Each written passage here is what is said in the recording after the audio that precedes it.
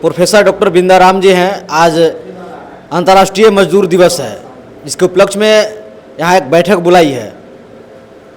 हम बात करना चाहेंगे सर से। सबसे पहले सर को बहुत बहुत स्वागत है सर।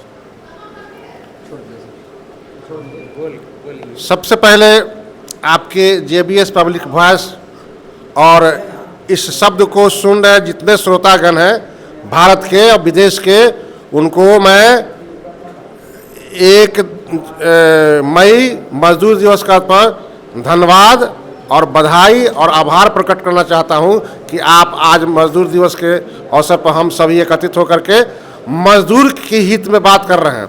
एक चपरासी से लेकर के राष्ट्रपति तक मजदूर है। इसी संदर्भ में आज 1 दिवसीय बैठक का आयोजन चकिया में किया गया है। इसका पहला उद्देश्य है हम भारत के अधिकार के अनुसार, भारतीय संविधान के अनुसार जो हम लोगों का पिछड़ा, अति पिछड़ा, अक़लियत, SC, ST, OBC माइनॉरिटी का जो 65% आरक्षण माननीय मुख्यमंत्री बिहार सरकार नीतीश जी और उप मुख्यमंत्री माननीय तेजस्वी जी ने यह प्रस्ताव पारित करा करके जो 65% आरक्षण और जातीय जनगणना जो कराया था, उसे आदरणीय हाई कोर्ट ने जो निरस्त किया, जो बिल्कुल गैर संवैधानिक है। हम अपने अधिकार को कोर्ट से लेकर के सुप्रीम कोर्ट तक जा सकते हैं। इस संदर्भ में मुझे पता है कि आदरणीय विपक्ष के नेता तेजस्वी जी सुप्रीम कोर्ट में PIL किया है।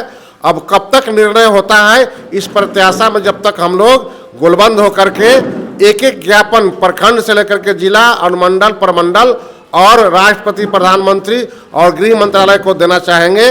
और ये लोग अगर संज्ञान में लेते हैं, तब नहीं अगर सुनते हैं, तो 131 जो हमारे पिछड़ा, अति पिछड़ा अक़लियत के जो सांसद हैं, उनका मैं घेराव करूंगा, उनसे मांग करूंगा कि आप हमारे प्रतिनिधि होते हुए आप सदन में आवाज़ नहीं उठा रहे हैं, आप चुप क्यों बैठे हुए हैं, आप पार्टी के आदमी बने हुए हैं। मैं आपको वोट दिया हूं हमारी समस्या को समाधान के लिए, न कि आप पार्टी के आदमी के लिए। सेवानिवृत्त शिक्षक पूर्व DDO रामनारायण पासवान जी हैं। सर, सबसे पहला आपसे सवाल ये है कि आज देश में देखा ये जा रहा है कि जज का बेटा जज, डॉक्टर का बेटा डॉक्टर, लेकिन एक मजदूर का बेटा मजदूर, जिस अनुपात में डेवलप होना चाहिए उस अनुपात में डेवलप नहीं हो पा रहा है। इसके पीछे रीज़न बताइए।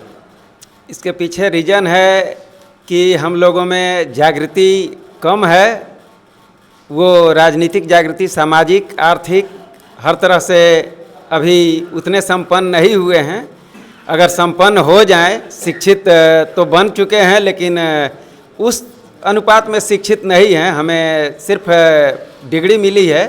अगर जिस दिन वास्तविक शिक्षा जो बाबा साहब का उद्देश्य है वो अगर हो जाए, तो उनके सपनों को हम लोग साकार करने में लग जाएंगे। इसीलिए आज जागृति मंच का एक आयोजन हुआ है और इस तहत बैठे हुए हैं और इसमें मांग की जा रही है कि हम सभी एकजुट होकर के 65% जो आरक्षण का प्रावधान किया गया था और वो अभी कोर्ट में है, उसको 9वीं अनुसूची में डाला जाए और उसमें जो भी हमारे जनप्रतिनिधि हैं उनका सबों का सहयोग हो और वो मांग हमारी माने ऊपर तक पहुंचावें और 9वीं अनुसूची में संविधान में डालें ताकि हमारे समाज का कल्याण हो। इनरदेव महतो जी हैं, जो कि मुजफ्फरपुर से चल कर आए इस बैठक में, क्या कहेंगे सर? सबसे पहले मजदूर दिवस पर सभी मजदूरों को हार्दिक बधाई। आज के दिन हम लोग सभी सामाजिक कार्यकर्ता उपलब्ध हुए हैं, यहाँ बैठक कर रहे हैं, जिसमें हम चाहते हैं समाज के सभी लोग, प्रबुद्ध वर्ग कि 65% रिजर्वेशन जो सरकार के द्वारा दिया गया था बिहार में नीतीश कुमार सरकार के द्वारा, उसको फिर से हम लोग लागू कराने के लिए प्रयास करें। 65% जो आरक्षण कोर्ट के द्वारा, हाई कोर्ट के द्वारा निरस्त कर दिया गया, उसको फिर से लागू कराने के लिए और 9वीं अनुसूची में डालवाने के लिए हम लोग कार्य कर रहे हैं कि कैसे उसे डाला जाए। सीताराम सर हैं, जो कि लगातार बहुजन की आवाज़ को मुखर होकर के जो है निर्भीक होकर के अपने बात को रखते रहते हैं। क्या कहेंगे सर, आज मजदूर दिवस है। सबसे पहले मजदूर दिवस के अवसर पर यहाँ इकट्ठे सभी लोगों को और आपके चैनल को बधाई देते हैं। और पिछली महागठबंधन की सरकार जिसके मुखिया नीतीश कुमार जी ही थे और उप मुख्यमंत्री तेजस्वी जी के नेतृत्व में जो जातीय सर्वेक्षण हुआ और उसके आधार पर 65% आरक्षण जो पास हुआ बिहार सरकार के द्वारा, उसको लागू करने के लिए हम एक मंच बनाकर, जागृति मंच बनाकर आंदोलन की तैयारी कर रहे हैं। इस मजदूर दिवस के अवसर पर हम लोग इकट्ठा हुए हैं और सभी लोगों ने शपथ लिया है कि यदि सरकार हमारी बातों को नहीं मानेगी तो इसके लिए आंदोलन करेंगे और अपने जो प्रतिनिधि हमारे समाज से चुन करके गए हैं सदन में, लोकसभा और राज्यसभा में, उनसे आग्रह करेंगे वे यदि हमारी बातों को नहीं उठाएंगे तो उसके लिए कोर्ट है या सड़क पर उतरना पड़ेगा तो उतरेंगे हम लोग, लेकिन ये अपना आरक्षण लेकर रहेंगे। क्या लग रहा है सर, जो मजदूरों का जो हालात था आज़ादी से पूर्व, क्या लग रहा है आज में और पूर्व में क्या अंतर, कुछ बदलाव आया है? आज भी मजदूर की स्थिति और ख़ासकर इस